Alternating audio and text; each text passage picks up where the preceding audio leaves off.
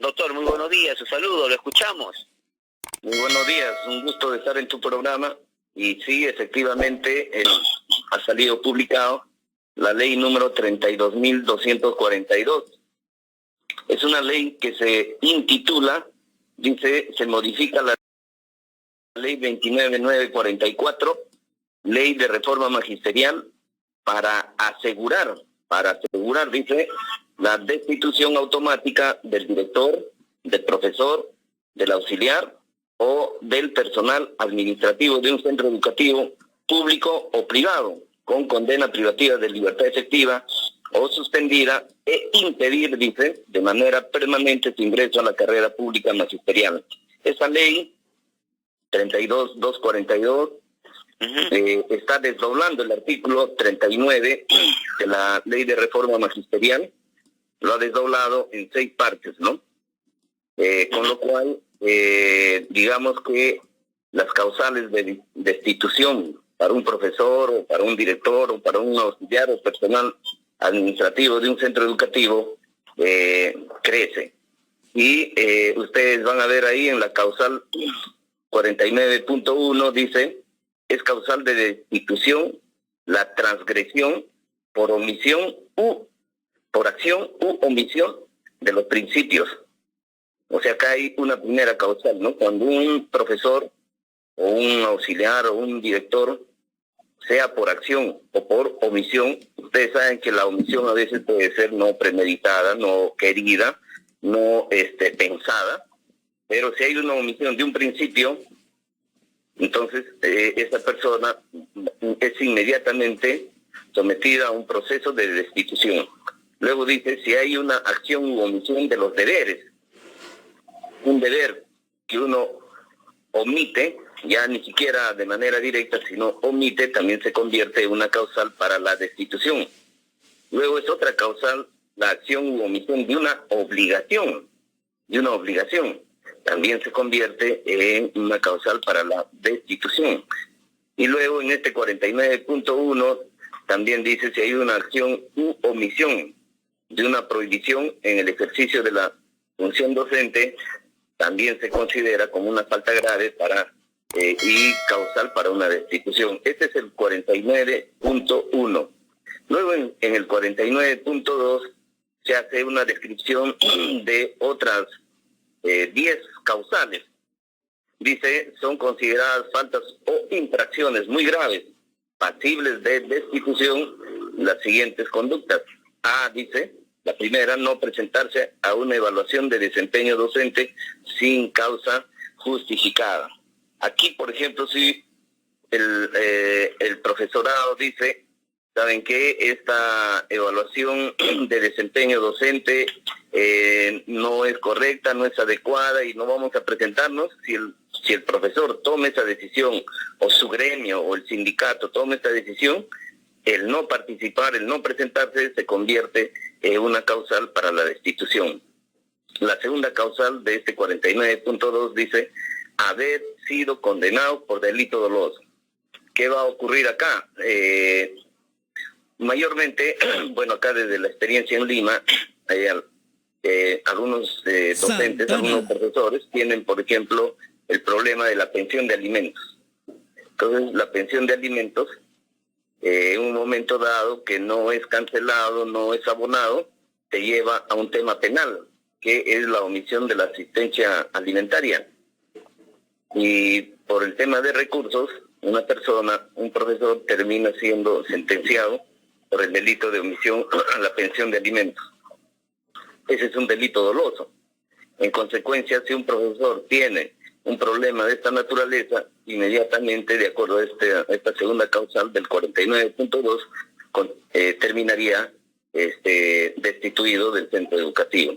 Y así, por el estilo, se pueden dar varias formas de delito doloso que, digamos, el profesor no lo ha buscado, que el director o el personal o auxiliar administrativo de un centro educativo no lo han buscado, pero se convierte en delito doloso. Luego, la causal C de este 49.2 dice, ¿no?, haber sido condenado con pena privativa de la libertad, miren, pena privativa de la libertad en primera instancia. Con esto chocan, por ejemplo, con la Constitución de 1993, con el artículo 139, que señala que hay pluralidad de instancias, que toda persona tiene derecho a la pluralidad de instancias. Si en una primera instancia uno no está de acuerdo con una sentencia, uno puede apelar y llegar a la segunda instancia, inclusive se puede llegar hasta la Suprema. Pero con esta norma dice haber sido condenado con pena privativa de la libertad en primera instancia por los siguientes delitos: delito contra la libertad sexual, o sea, violación; delito de apología del terrorismo. ¿Qué está ocurriendo hoy en día con este delito de apología del terrorismo? Hoy en día muchos profesores en su página de Facebook o en su WhatsApp a veces, sin darse cuenta, repiten una imagen o un mensaje de que la norma que viene de hace poco, del 2018, que la norma señala como un delito de apología del terrorismo. Entonces ese profesor, por haber enviado un mensaje en su Facebook o en su Instagram o en WhatsApp, etcétera, por ese hecho termina también siendo destituido de su trabajo. Luego dice delito de terrorismo y sus formas agravadas, y el delito de tráfico ilícito de drogas. Todo ello con una sentencia en primera instancia. Allí no hay todavía un debido proceso, entonces se vulnera el debido proceso, se vulnera el derecho a la pluralidad de instancias, se vulnera el derecho a la defensa.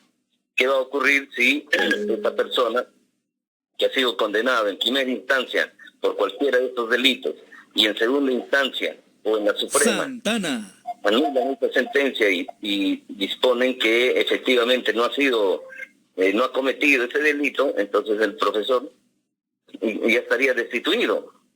Entonces este es un hecho muy grave que contiene este punto C del 49.2. El 49.2 en la D también es una norma muy peligrosa. Dice incurrir en actos de violencia. ¿Qué sería un acto de violencia? No está determinado, es muy abierta, muy laxa. Entonces dice incurrir en actos de violencia. ¿Qué podría ser un acto de violencia? ¿Qué podría ser? ¿Levantar la voz? ¿Gritar? ¿Empujar a alguien? ¿Qué sería acto de violencia? No indica, no se conceptúa. Luego dice causar grave perjuicio contra los derechos fundamentales de los estudiantes y otros miembros de la comunidad educativa. Ustedes saben, estimados amigos, hace un buen tiempo ya se ha dicho que la educación, el derecho a la educación es un derecho fundamental. Entonces, si un profesor con su gremio, con su organización sindical se va a una huelga, entonces cualquier persona puede decir esa huelga está perjudicando un derecho fundamental de los estudiantes, que es la educación. Entonces, el ir a una huelga se convertiría en una causal de destitución. Y más adelante, este punto D del 49.2 dice impedir el normal funcionamiento de los servicios públicos. Eso quiere decir que el profesor, si participa en un frente de defensa, marcha por las calles, que es un servicio público, o participa con su comunidad y marcha por una carretera, impidiendo el normal funcionamiento de los servicios públicos, ese profesor también termina destituido por participar en su organización comunal, vecinal, etcétera, o sindical. Entonces este inciso del 49.2 es un inciso muy punitivo, muy arbitrario, muy extenso, que pone también en una situación de indefensión de los profesores. En el punto F del 49.2 dice realizar conductas de hostigamiento sexual y actos que atenten contra la integridad, indemnidad y libertad sexual, tipificados como delitos en el Código Penal. La acción del proceso administrativo disciplinario es imprescriptible para las referidas conductas. O sea, ahora con esta norma se está modificando todo el procedimiento administrativo general, en el sentido de que si se demuestra que hay este tipo de conductas, entonces el proceso administrativo se puede llevar ad infinitum. No hay prescriptibilidad. se puede hacer en cualquier momento. La parte G del 49.2 dice concurrir al centro de trabajo en estado de ebriedad o bajo los efectos de alguna droga. Ahora eso también hay que ver, porque algunos medicamentos también tienen los efectos de alguna droga. Esto también es muy abierto, no está bien determinado. Esperamos que en el reglamento se determine, pero es, digamos, una norma que no ayuda a precisar con claridad a qué se refiere este tipo de sanción. Luego, en la letra H de este 49.2 dice inducir a los alumnos a participar en marchas de carácter político. En varias regiones del país, los estudiantes han estado participando, por ejemplo, en contra de la asunción presidencial de la señora Dina Boluarte. Entonces, ese hecho acarrearía sanción para los profesores y esa sanción sería la de destitución. En el punto I dice incurrir en reincidencia la inasistencia injustificada al centro de trabajo por más de 3 días consecutivos o 5 días discontinuos en un periodo de 2 meses. Eso quiere decir, si nuevamente un profesor por motivo de una marcha, de una huelga, de un requerimiento a la autoridad estatal, no concurre a su centro educativo o a su institución educativa, lo que van a hacer es aplicar este inciso, con lo cual terminaría destituido. Luego la J dice haber sido condenado por los delitos, que son delitos de corrupción de funcionarios, etcétera. Entonces, esa se convierte en otra causal.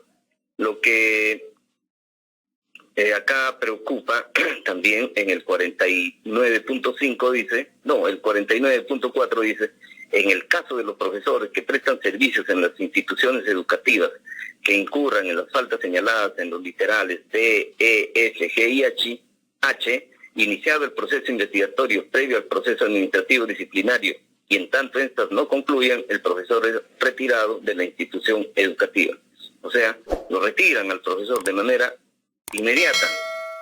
Entonces, esto se presta a una serie de situaciones que podrían vulnerar los derechos del profesor. Y está referido exclusivamente para el profesor, ¿eh? Este 49.4 dice el profesor, o sea, está dirigido al profesor. El 49.5 dice, y esto también hay que tener bastante cuidado, la destitución es impuesta por el titular de la unidad de gestión educativa local, Dirección Regional de Educación y del Ministerio de Educación. Esto también hay que verlo con bastante cuidado porque ¿qué profesor de una institución educativa tiene relación directa con el Ministerio de Educación? ¿Qué profesor?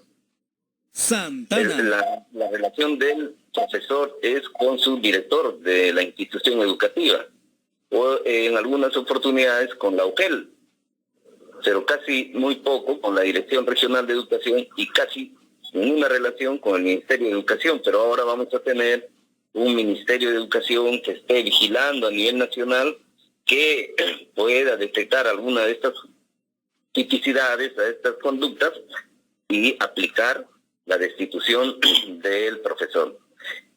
Y el 49.6 dice procede la destitución de oficio en forma automática, sin proceso administrativo y con impedimento de ingreso o reingreso a la carrera pública magisterial del director, del profesor, del auxiliar o del personal administrativo que haya incurrido en las infracciones previstas en los literales D y C, o sea, haber sido condenado por delito doloso o condenado en primera instancia por los delitos antes indicados. Entonces, estimados amigos, estimado Artemio, esta ley 32.242, visto así, es una ley terriblemente punitiva,